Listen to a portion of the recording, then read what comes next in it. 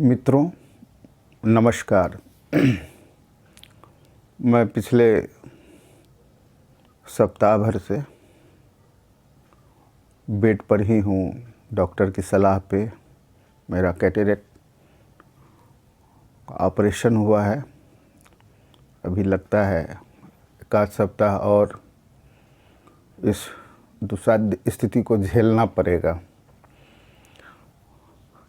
दैनंदिनी में, रोज़नामचा में, routine work में दिन भर व्यस्तता, प्रेस, ऑफिस, समाचार, मित्रों से मिलना, सब कुछ एक रच बस गया है जीवन के सभी संचार में, सभी व्यवस्थाओं में। हमारे लिए जो स्पेस होता है वो अपने लिए एक आकार ग्रहण करता है। और सच बताता हूँ, पिछले 8-10 दिनों से एक और इस बात की खुशी है कि ऑपरेशन सफल रहा है, दूसरी ओर इस बैठे ठाले स्थिति में न जाने कितने दफन हुए प्रसंग, संवाद, भविष्य के एक से एक खट्टे मीठे एहसास कभी डराते हैं, कभी कुछ उमंग देता है, आह्लादित होता हूँ, तो कभी भय सा लगता है। ये सब मैं जानता हूँ इसलिए कि एक तटस्थ स्थिति में, जड़ता की स्थिति में को झेल रहा हूँ। आप लोग हमेशा हमारे प्रति शुभकामनाएं देते रहे हैं। आप सारे लोगों का आशीर्वाद, आशीष मिलता रहा है, मित्रों का प्यार प्रेम मिलता रहा है। तो लगा कि करूं क्या, बैठकर कुछ संवाद ही कर लेता हूं।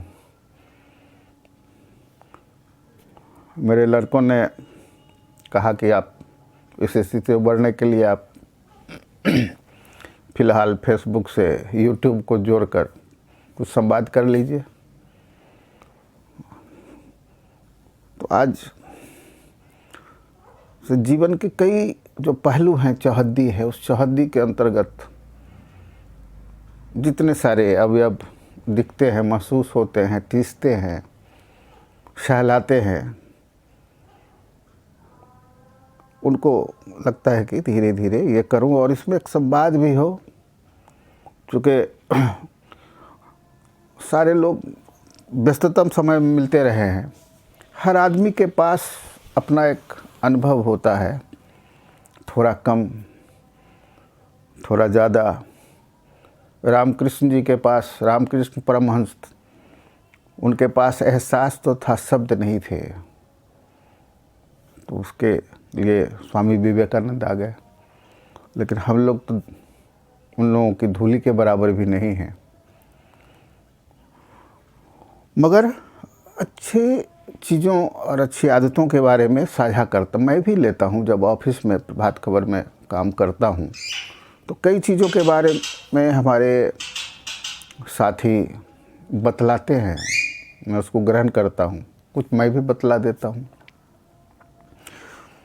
तो जिंदगी के समाज में देखेंगे कि कई चीज़ें हैं, कई लोग बहुत जी तोड़ मेहनत करते हैं, सबको वो मुकाम हासिल नहीं होता। उसके लिए कई अनर्थकारी प्रयास भी होते हैं और प्रयास सफल भी होते हैं। जो अच्छे लोग, सधे साधे लोग हैं, तो उनको बड़ा कौतूहल भी होता है, अवसाद भी होता है कि मैं तो अमुक से ज़्यादा खटता हूँ, ज़्यादा करता हूँ, लेकिन कहाँ ऐसा। तो दरअसल है क्या कि इसके लिए हम खुद भी दोषी होते हैं। एक 18वीं सदी के आसपास रांडा वर्न एक महान चिंतक हुए और जो स्पेस साइंस है उसके बड़े जानकार हुए। उन्होंने रिसर्च किया बरसों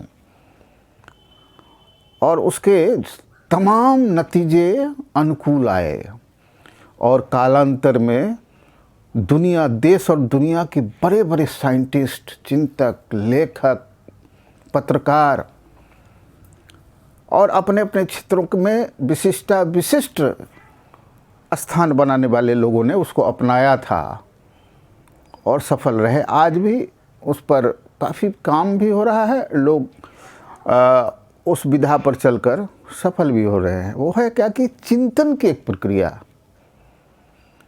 अगर हम मान बैठते हैं कि मेरा कुछ नहीं होने वाला है, तो सचमुच वो पहले ही हम संवाद भेज चुके होते हैं कि हम जड़ हो गए हैं। हमेशा ये एहसास रखना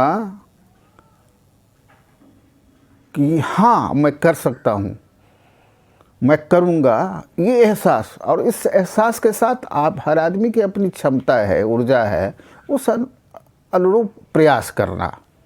ऐसा नहीं कि अथक भी नहीं जुड़ेगा इसमें, बस आपको प्रयास करना है। और आप देखेंगे कुछ ही दिनों में, अगर आप चाहते हैं कि हम बहुत अच्छा लेखक बने, एक बड़ा पत्रकार बने, समाज सेवी बने, नामचीन हस्ती बने, अपने अपने क्षेत्रों में, विभिन्न क्षेत्रों में वैज्ञानिक बने, कुछ भी बने, अपने आपके बच्चे IAS IPS बनना चाहते हैं, कोई बड़ा मुकाम पाना चाहते हैं, तो सबसे पहले उनको इस बात के लिए प्रशिक्षित करना होगा कि एक पॉजिटिव विचार वो हमेशा रखे और उस विचार को मंत्र की तरह दिए कि यस मैंने पा लिया, मैं पाऊंगा नहीं, मैं पा लिया।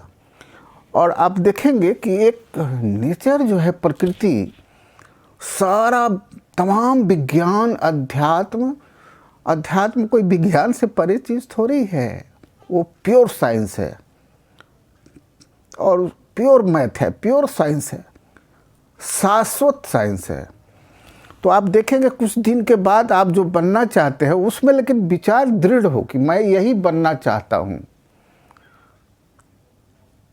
आपके बच्चे अगर सोचें और उसके साथ आगे बढ़े तो कुछ ही दिनों में एहसास होने लगेगा कि उसी तरह का जो एक वातावरण है, एक परिवेश है, वो आपके इर्द गिर्द बनने लगा है। वैसे ही लोगों से आपकी मुलाकातें होने लगेंगी, सफलतम लोग और आपको कालांतर में सहयोग करने वाले लोग, अच्छे विचार देने वाले लोग, वो आपको मिलने शुरू हो जाएंगे अपने क्षेत्र के, जिस क्षेत्र की आपकी कामना होगी। तो आज मैं इस पर एक वार्तावली साझा करना चाहता हूँ। ऐसा नहीं कि ये है, हम भी कोई प्रयोग किए हैं, लेकिन जीवन के कई स्थितियों में मैंने पाया है कि आप जब अनुकूल स्थितियों के लिए कामना करेंगे और वो दृढ़ होगा तो वो मिल जाता है। ये सत्य ही नहीं है, परम सत्य है। इसी पर हम लोग आगे बात करेंगे, कल भी बात करेंगे, आगे बात करेंगे। पता नहीं इसमें जिनको जैसा शेयर करना हो साथी कर सकते हैं।